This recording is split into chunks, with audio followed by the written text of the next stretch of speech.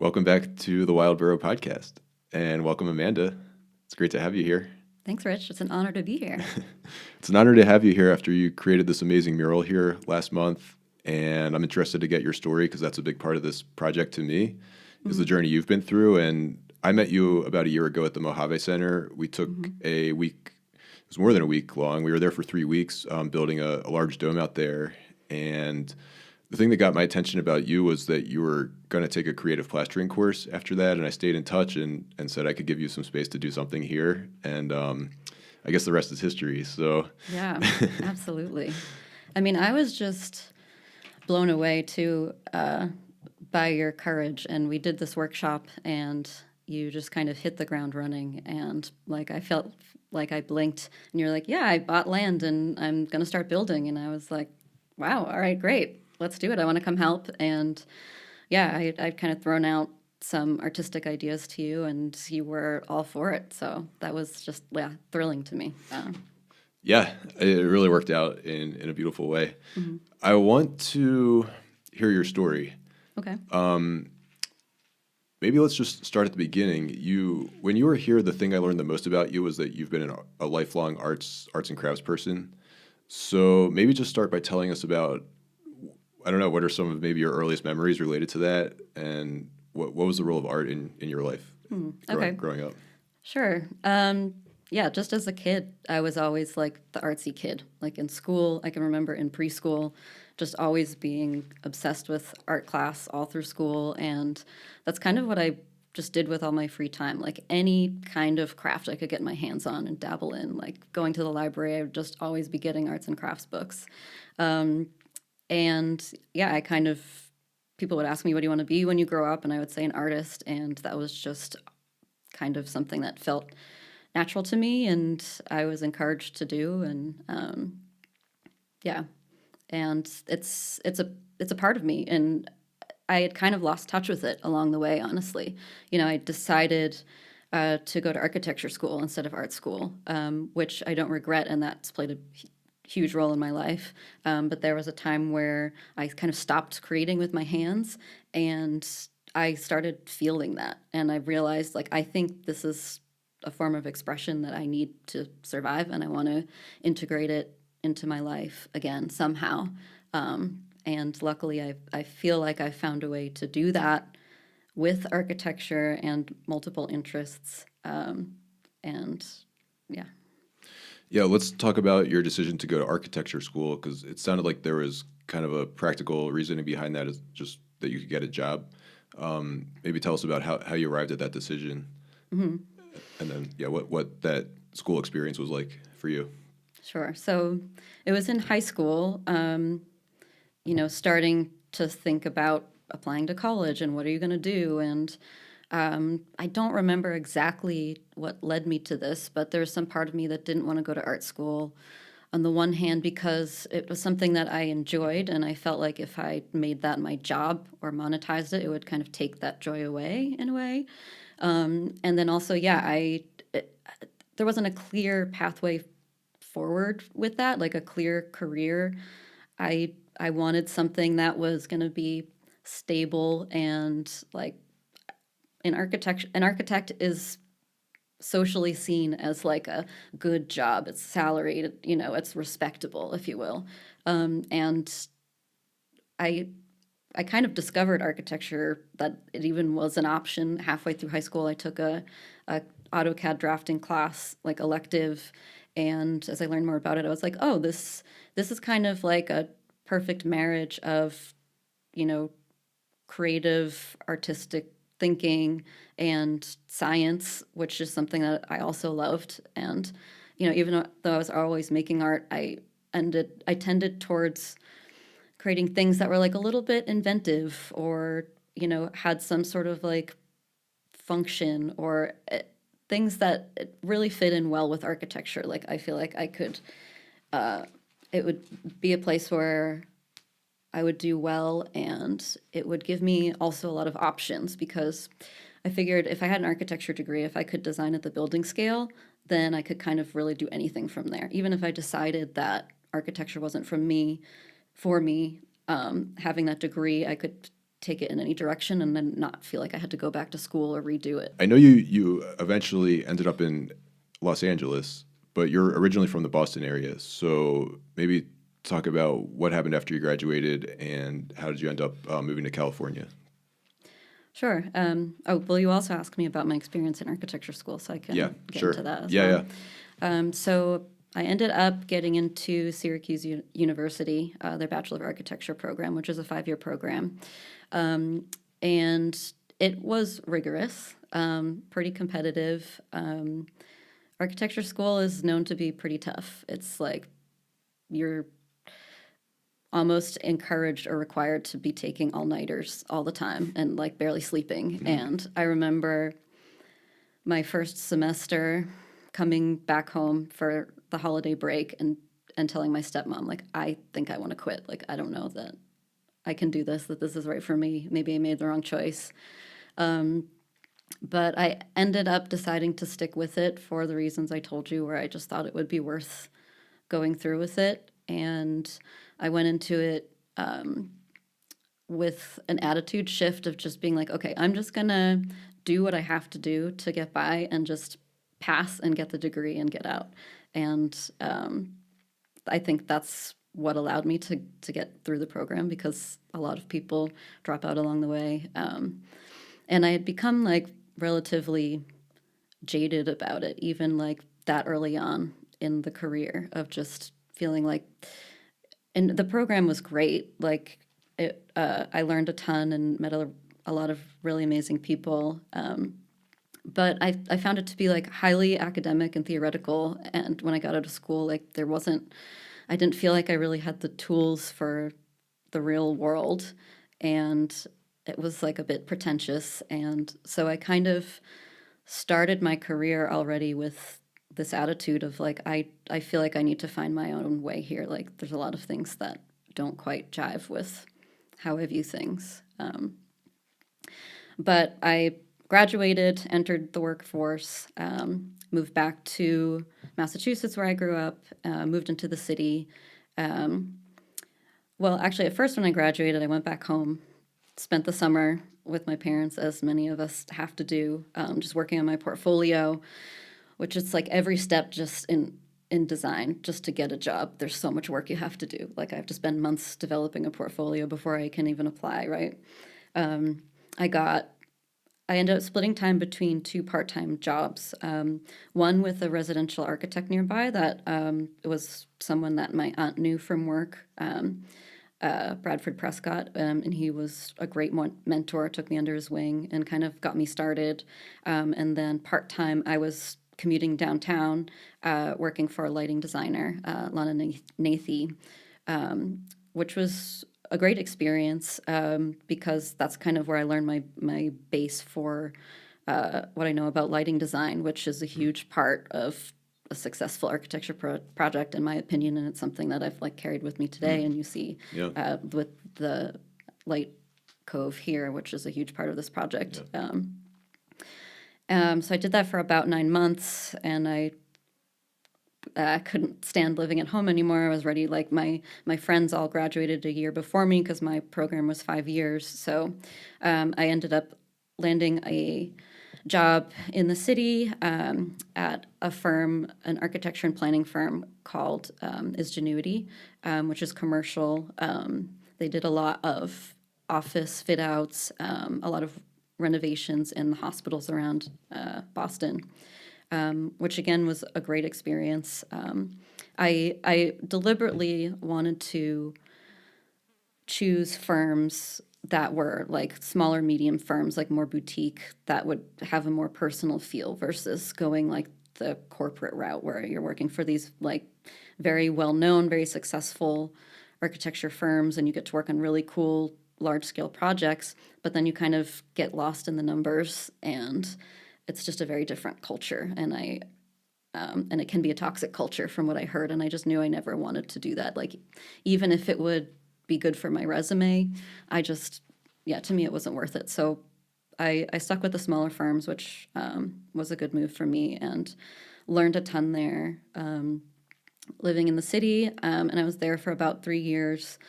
until I decided to move out west to Los Angeles. Good.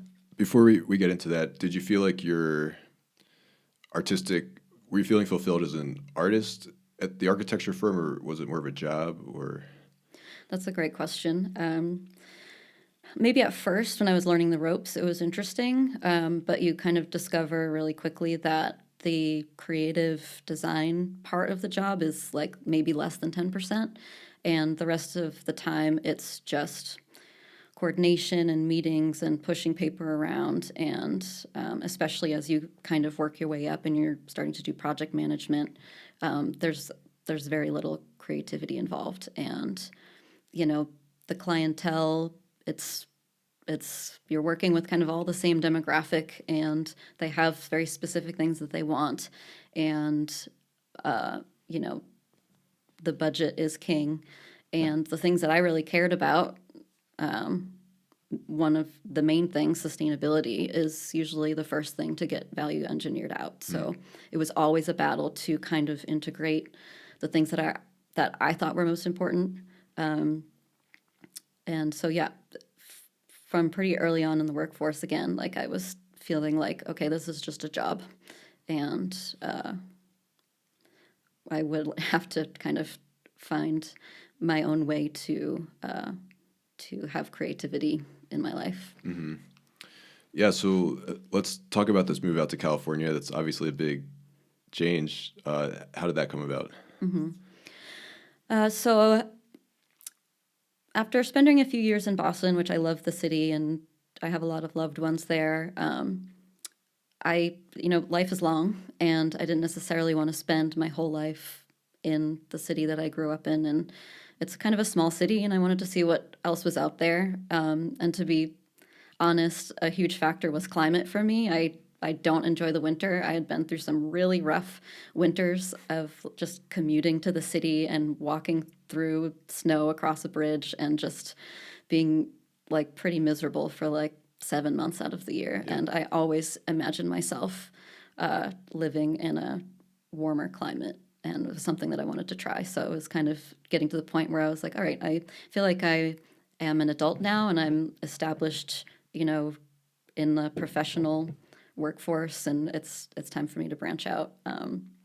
And my partner at the time was also interested in moving, and we had decided that we want to try someplace new, and we did some traveling around and landed on Santa Monica as the place to be. Just trying Southern California. It's an ideal place to be, like right by the beach. I've always grown up on the coast, so that felt natural to me. It was walkable there, which is something that I love and I loved about Boston. And it's not that easy to find on the West Coast.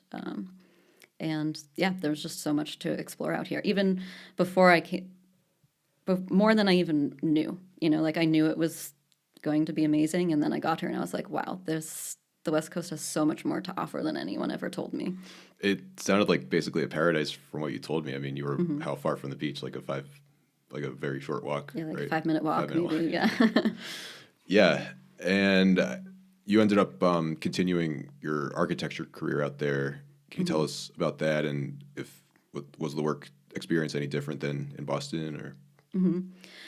So I moved out there first and then started looking for a job, and I landed one, luckily, right in downtown Santa Monica at a design build firm called Swice Kloss.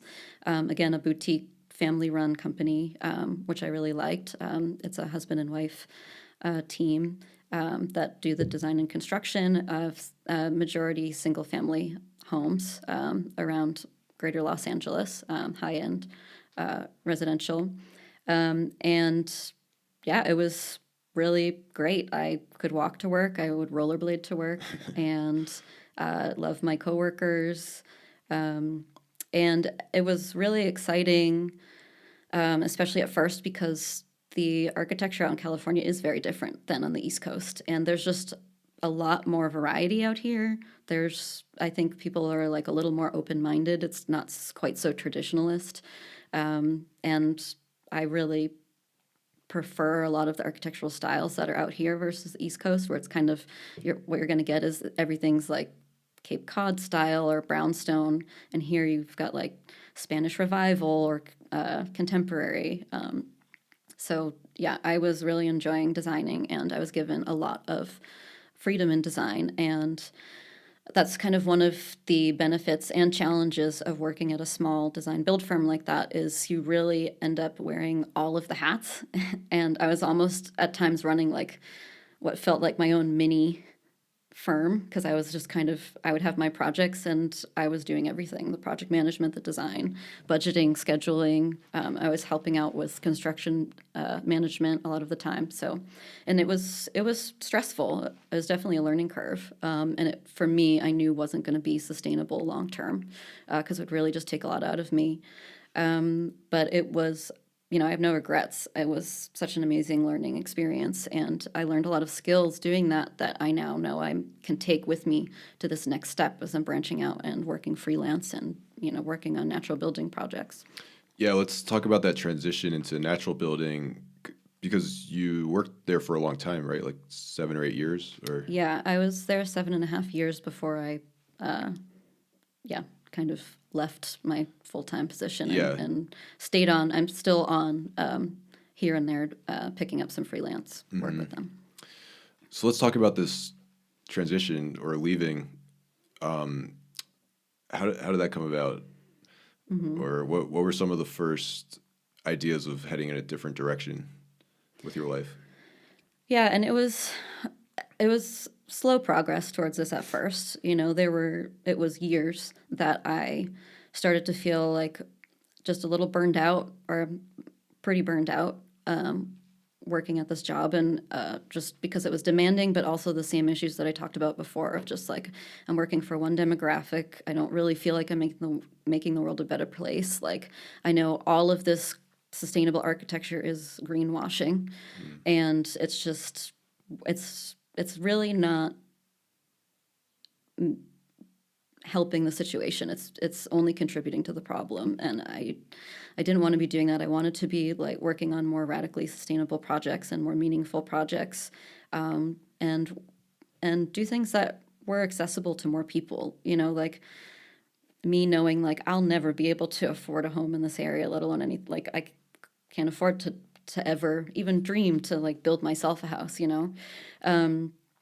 So just kind of thinking about, all right, do I want to keep doing this? What are my other options? I want to be doing more. I want to be doing something that makes me feel more fulfilled. And also, yeah, just starting to miss having an art practice and working with my hands as well. So there were years of just like dreaming about it or thinking of changing jobs or something. And then somewhere along the line, I'd been there long enough where I had a conversation with my boss and I was like, can I just work part-time, work 4 days a week? I'll take a pay cut. And then that way I can have more balance, better work-life balance, and I can have maybe some more free time and get back to making art just for like myself. So I did that for a little bit, which was great. And I had already started learning about natural building a little bit, and wanted to do a workshop, but with like having more free time, I was able to start taking workshops. I took my first hands-on workshop with the Mojave Center at their original California location in 2022. And I started volunteering for environmental activism. I joined the USGBC, United States Green Building Council, Los Angeles chapter, which does a lot of work. There's various committees, so I was active on the Green Homes Committee, which is kind of spreading education for people who want to live and build more sustainably. I joined their Environmental Justice Project committee, so I was doing a lot with that extra day, or it made me feel like I could do more. And I was starting to make art as well. But then very quickly I started getting burned out again and felt like I couldn't like keep that momentum going, and that extra day off that was meant for art became like, oh, well, I'm tired and I just need to rest, or I need to catch up on laundry, or I haven't seen my friends in a while. And then I just ended up falling back into the same pattern. So it wasn't enough. Yeah. And then as time went on, I started learning more and more about natural building and kind of realized like, this is what I want to do. This is what I need to be doing. Wow. And wanting to start taking steps towards that. And I wasn't really sure how to do it. And I was like, do I just quit my job and go for it? And that felt really risky and scary. And I kept like jumping in on volunteer projects whenever I got the chance to get more experience. And then kind of this last year, last summer, some big changes in my life happened. So I ended up separating from my ex-partner, my relationship of 10 years, which is a huge change, obviously. And I just kind of took that as a catalyst to just dive in head first and make all the changes. And I was like, okay, I'm going to quit my job and I'm just going to go for it. Like there's nothing tethering me or holding me back. And that way I can really just do all the things that I've been dreaming about for years. You know, life is short. And I've done all the things that I'm supposed to do, and it wasn't feeling like enough. And I felt like, you know, I'm in my mid-30s and my life is passing me by. What am I waiting for?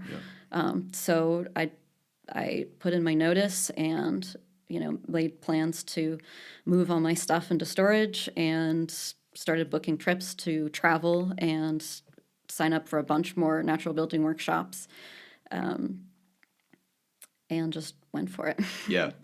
What was that like for you? It must have been probably exciting, but also really scary at the same time. And then obviously leaving a relationship is very emotional, so that must have been really hard. But I don't know, without, you know, prying too much, if you could just give a little window into just what you were thinking and experiencing through that whole time period of your life. Yeah, I mean, it's been a lot. Yeah. I would say this past year of my life has been some of like the lowest lows and the highest highs of my life. I feel like I've experienced more in this time than I have in like previous decades. It's been like transformative, to say the least.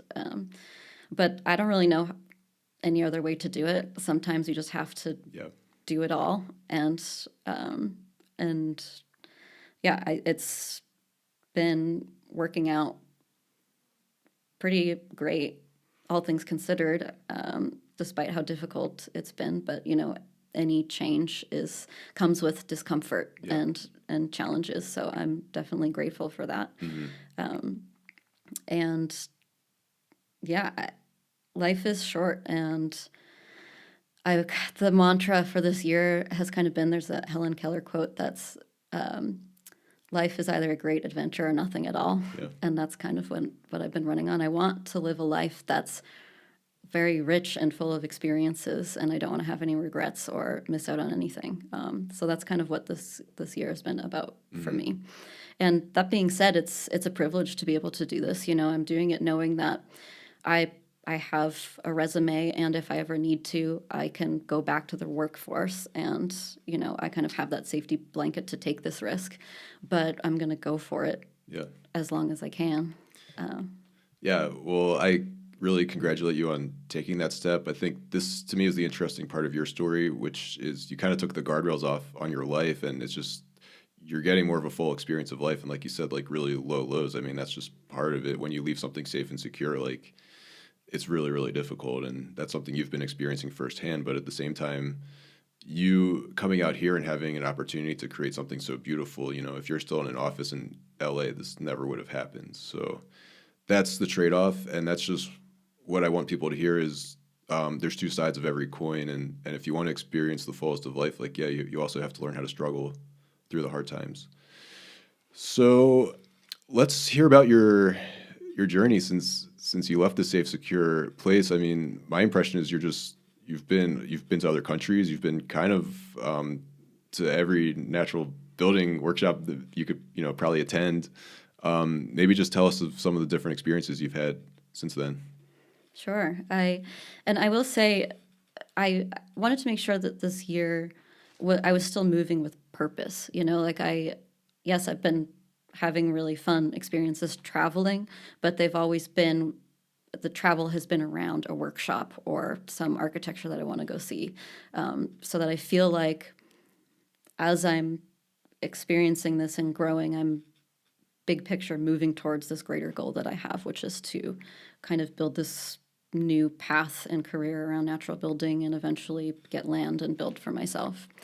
And it's part of that has just been getting myself to get out of my comfort zone more and prove to myself how much I can do on my own, and to make connections with other people and grow my community.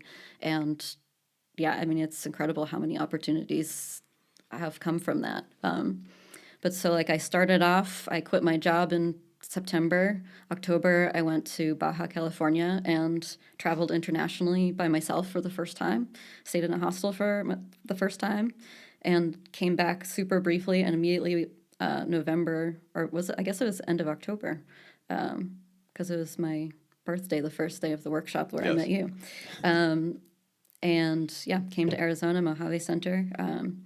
We did our workshop. I immediately went from there to the Cavallo project, did our timber framing workshop with them.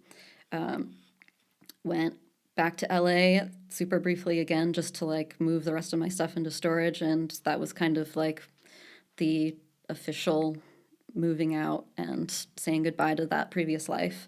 And went to Boston for the holidays, and to see family and catch up with my loved ones, which was a really important thing for me because everything was making me feel so ungrounded, and it was nice to be back home where, I could feel like a little bit of safety and return to the people that know me best, and just kind of like reset and give myself time to kind of digest everything and reassess, what I want to do with my life. So that was like a quiet time. But then in the new year, I still kept, doing all these different things here and there. I was trying to keep focused, while I was reconnecting with my loved ones back east. And I ended up living with my good friends in the city for a while. They had a guest room and graciously let me stay there, and were super supportive. And they even hired me to do an art commission for them, which was a giant tapestry, essentially. So this, again, another experiment where I was trying to find my way back into an art practice that is centered around sustainability and using salvaged materials. So I would just collect like all this yarn and fabric from Goodwill to make this piece for them. And that was like a way to like just get my creative juices flowing again, and have me focused on a project. And I originally thought I was going to come back out to California sooner rather than later. And there was something that just didn't feel right. I'm not really maybe I wasn't ready, or I didn't really have direction of how to come back out here. And then the fires were happening, and I was like, oh, maybe this isn't a good time. So I ended up staying on the East Coast for much longer than I had originally intended. From there, I went to Costa Rica to Rancho Mastatal, for their artistry and natural plasters course, which is what you mentioned earlier, which was kind of, I was telling you about, and I would love to take what I learned here. And that was with Nick and Allie there, and also co-led by Benito of the Canela Project. And that was a fantastic experience. I recommend that to anyone. Their programs are great. Met a lot of really amazing other natural builders that I've stayed in touch with. I ended up, getting some work from that. A friend I made there brought me on to do some natural clay plasters in Virginia, which I got paid for. I went to Venice, Italy for the Architectural Biennale. I met some natural builders in the Boston area and started jumping in to help them out with projects. So I kept pretty active, and then I was getting little art commissions here and there from more people. And I was just trying to decide, okay, being back on the East Coast feels comfortable. Do I stay here or do I go back out there? And I think I was finding myself falling back into my comfort zone a little bit too much. And I decided, okay, I'll be here for the summer, and then I'm gonna go back out on my own. Like, I'm getting too comfortable. It's time to take myself out of that again. And and really get back into it. So it was the end of August. I moved all my stuff out of my friend's house and left with the intention, like, okay, I'm leaving and not coming back. I need to like really allow myself to put myself out there again. So then I started in Oregon. There was a hempcrete workshop that I jumped in on, and then there was an opportunity to do some paid work to help further that along after that, which I did. Traveled around Oregon, stayed with friends, rented a car by myself for the first time, and car camped by myself for the first time. And, you know, these are things that a lot of people do in their 20s or right out of school, and I just never did that. I followed the trajectory, what I was supposed to do, you know, get good grades, go to good school, get a job. And so I was like, you know, why not do it now? When else am I going to do it? Yeah.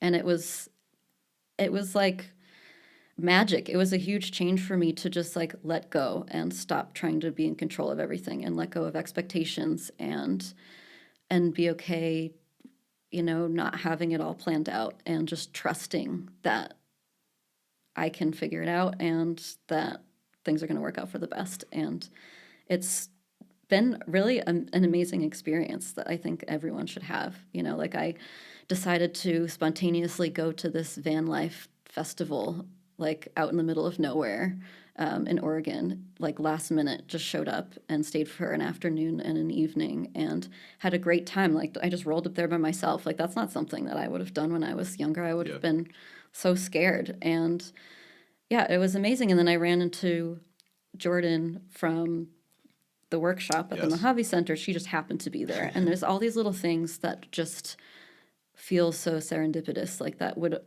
only happen if you were to take chances like this. And yeah, from there, that was kind of the start of my West Coast tour that I'm still on now. Yeah.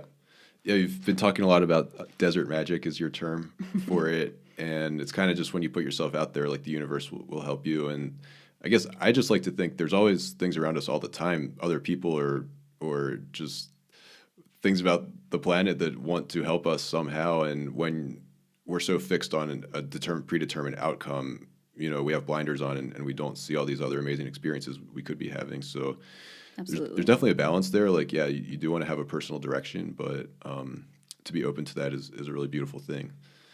Mm-hmm. So that gets us pretty close to when you showed up here on a full moon in early October. I was just really happy to have you here and hear where you were in your journey. And I could just identify with the struggle. It can be very lonely. There's a lot of uncertainty, which to me has been one of the hardest parts of my personal journey. And especially giving up financial security, you don't know how you're going to pay for certain things and don't know where you're sleeping the next night. And that's really hard to deal with. And I was just happy I want to support people on that journey, that personal spiritual journey. And it's different for everybody, but I want to encourage you to keep following that. And so I was really honored to provide a space for you to do your thing. And I learned a lot about you. You have a lot of skills and abilities and a history with art that I wasn't even aware of. And this project to me showcased, it was kind of seems like to be a culmination of a lot of different aspects of your life that resulted in this beautiful mural. So I don't know if you just want to talk about your experience here. I could talk more about it, but I'll let you say something if you want to. Sure, yeah. And I think it's amazing what you're doing, and I'm so grateful to you that you gave me this opportunity and you trusted me to just experiment with your home, which is a huge deal. And you were so encouraging, and you know, I was very forward with you about like what I felt confident about and what I didn't. And you were just like, yeah, I want you to bring your vision to life, and to have that artistic freedom is a pretty rare thing, actually. So to me, this is like just the start of so many more things that I want to do, and so much more to come, and so much more for you, like the amazing things that you're going to do on this property. And I think it was pretty seamless all the way through. Like it was a great experience. We had done some coordination ahead of time to get the plan in to see when our schedule was lined up, when I could get out here.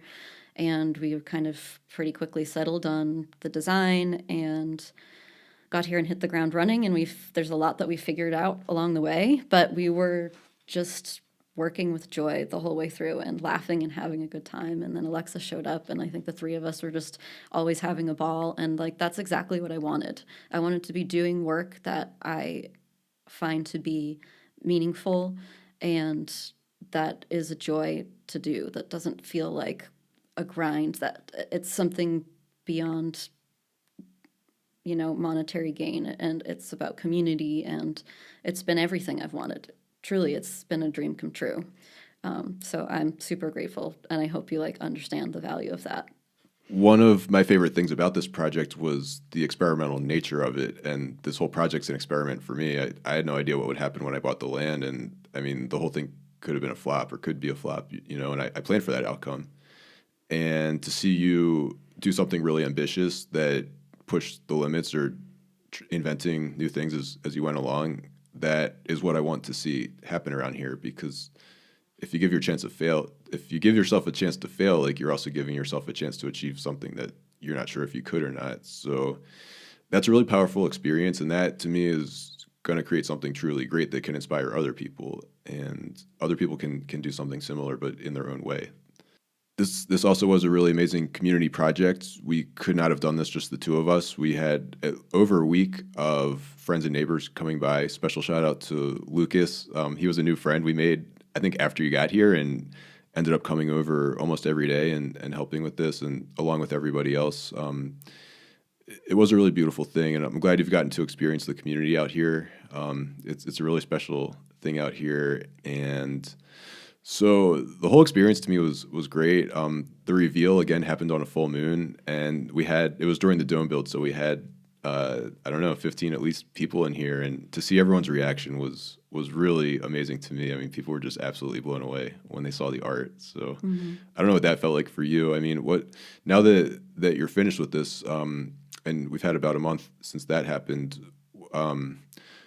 I don't know. What are some of your reflections on the experience and finishing something like this? I don't know. What's that been like for you? Yeah. I mean, again, it's felt like a dream come true. Like, even just the reveal party, to have everyone here, and this desert magic where I arrived with the full moon and ended with the full moon, and we had a big celebration. And a lot of it, I think, when I'm moving with this kind of inspiration, there is a lot that I know I have a vision for it, and I know it's going to work out. And this is one of those projects where everything just kind of worked out exactly how I imagined it, which is great, more or less.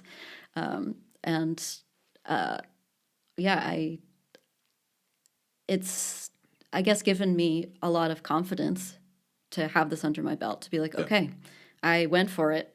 And this was an ambitious project to take on. Like, this is the first, let's say, artist residency here with you at my first artist residency for something this scale, and we just went for it. And like you said, to install something this large took a lot of hands and took a lot of help, even just getting it started. And I didn't know if I'd be able to finish it on time. We could run into huge roadblocks where it wasn't working out the way I thought, but I just kind of had to keep running on faith that we were going to figure it out, and faith in myself, and to prove to myself that I just have to go with my gut is huge, and I know it's something that I can carry forward, and there's so much more to do. Yeah, I mean, that's sort of that was my personal highest aim, was that this could be a building block in this new path you're taking, and a springboard to even greater things. So thank you again for giving yourself the chance to do that, because the world might have never seen something like this if you hadn't taken that leap of faith. And there's going to be hundreds or thousands of people who are going to see this thing, and everyone who's seen it already has been very inspired, and that's just the beginning, and the house isn't even finished yet. So I think this is really going to touch a lot of people's lives, and inspiration is really something I want to have happen here. So Yeah, thanks for being the Beautiful first thing. artist in residence. Thank you. Yeah. It's such an honor. Yeah, and I don't know how much you want to get into it, but it's also been cool to hear some things starting to come together since this has completed. And I know when you got here, you do want to buy your own land, and it was kind of this struggle of wanting certainty versus relaxing and enjoying the present moment. And I'm being abstract, but I guess some of those things are maybe starting to clarify a little bit for you, which has also been really cool to see. So I guess the message for people is just I'm sitting here now, but this was the result of really going out on a limb for a lot of years, and you can eventually get to where you want, and you can have that certainty and a home for yourself, but you kind of have to go through this rite of passage, I guess, of really embracing the faith and the uncertainty like you did. Absolutely. Yeah. Yeah. So, thanks, Amanda. I like to give people the last word or cover anything we haven't said already. If there's nothing else, I just want to thank you. It's been, like I said, just amazing to see your talent on display here, and that's what I want. I want people's visions to come to life. So, thank you for coming here and just taking that opportunity to the fullest. I couldn't have even dreamed it to turn out any better. Yeah, thank you so much. It means so much, and I'm so excited for what the future holds. And I want to thank you for giving a platform to tell my story. Everyone has a story to tell, and everyone that we've met through these workshops in this community, everyone has these amazing stories, and it's so great. Like, I think we're all looking to relate to one another and connect. We're all longing for that. So this is another wonderful thing that you're doing. So keep it going. Yeah, I intend to. And I guess I'll finish with a little plug. You've been here the past few days. We're planning a workshop for sometime in the spring, late March at the earliest. And it would be a chance for people to come and learn directly from you some of the techniques that you used on this mural in another room here. So we'll be coming with more details for that next month sometime. Yeah, I'm excited. Yeah, I am too. Well, thanks again for being here. And that's it for now. And I'll be talking to everybody later.